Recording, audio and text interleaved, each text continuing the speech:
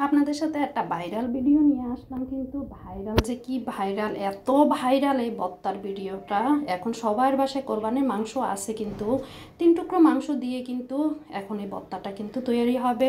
বত্তাটা কিন্তু আসলে Facebook, YouTube, TikTok, ওফ কি বলবো, এত ভাইরাল, অনেক পাগল হয়ে যেতেছি। তার জন্য আমি কিন্তু ট্রাই আবার না করব, ট্রাই করে দেখলাম। আসলে কিন্তু আমি বাসায় আগেই ট্রাই করে নিয়ে পাটাতে আমি 3 পিস মাংসরে ভালো করে ছেঁচে নিব। ছেঁচে নেওয়ার পরে দেখেন ভালো করে ছেঁচতে হবে, তাইলে তাড়াতাড়ি কিন্তু আবার সিদ্ধ হবে। কিন্তু আসলে আপনারা ব্লেন্ডারও কিন্তু এটা করে নিতে পারেন। আমি কিন্তু আমার পাটাতে আমার ভালো লাগে, আমি পাটাতে কিন্তু ছেঁচে নিয়েছি। ব্লেন্ডারে বেশি মিশ হয়ে যাবে, তার জন্য আমি ব্লেন্ডারে করে নিই। তার জন্য আমি কিন্তু এখন পাতিল নিয়েছি। পাতিল নেওয়ার পরে কিন্তু আমি এখন সিদ্ধ দিয়ে দিব। মাংসটা দিয়ে দিছি, তারপরে কয়েক টুকরা আদা দিয়ে দিয়েছি, পেঁয়াজ দিয়ে দিছি। পেঁয়াজ দেওয়ার পরে একটু সব মাংস রান্না করার মতন একটু একটু করে হলুদ, মরিচ, তারপরে ধনিয়া, জিরা এগুলো দিয়ে দিব। একটু সর্ষের তেল দিয়ে দিছি ফ্লেভারের জন্য। সর্ষের তেলটা কিন্তু একটু ভালো লাগবে, আপনাদের থাকে কেমন লাগে, না দিলেও না চলবে, সমস্যা নেই। কিন্তু আমি সব মশলা দিয়ে একটু পানি দিয়ে তারপরে আমি চুলাতে বসিয়ে দিয়েছি সিদ্ধ করার জন্যে।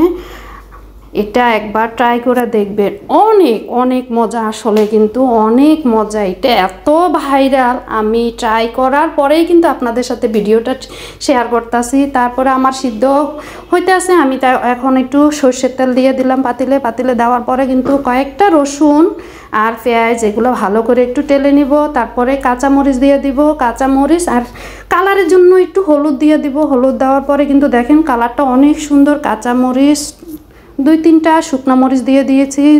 দেওয়ার পরে এগুলো একটু আবার ভালো করে ভেজে নিব। ভেজে নেওয়ার পরে কিন্তু আমি ওই যে সিদ্ধ করা ছেঁচা মাংসগুলো দিয়ে দিব। মাংসগুলোরও একটু ভালো করে আবারও একটু তেলের মধ্যে একটু ভেজে নিব।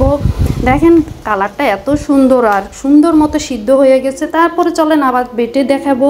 ঐতিহ্যবাহী পাটাটা নিয়ে তারপরে এখন আমি পাটাতে বেটে নিব। এটা কিন্তু ব্লেন্ডারে করে একদম মিশ হয়ে যাবে। পাটাতে বাটলে কিন্তু অনেক সুন্দর হবে, কিন্তু খেতেও ভালো লাগবে। তারপর আমার বাটা হয়ে গেছে, আমি সর্ষের তেল দিয়ে একটু মেখে নেব। মেখে নেওয়ার পরে কিন্তু দেখেন আমার এখন কি বলবো, মাংসর ভর্তা রেডি হয়ে গিয়েছে। আপনাদের সাথে একটু পরিবেশন করবো। আর আমার ভিডিওটা যদি ভালো লেগে থাকে, শেয়ার, কমেন্ট, একটু আমার ফেসবুক পেজে একটু ফলো দিয়ে যাবেন, আর ইউটিউব চ্যানেলও একটু ফলো দিয়ে যাবেন। আল্লাহ হাফেজ। ভিডিওটা কিন্তু আপনারা সবাই একটু ট্রাই করবেন প্লিজ, অনেক অনেক মজা, অনেক মজা।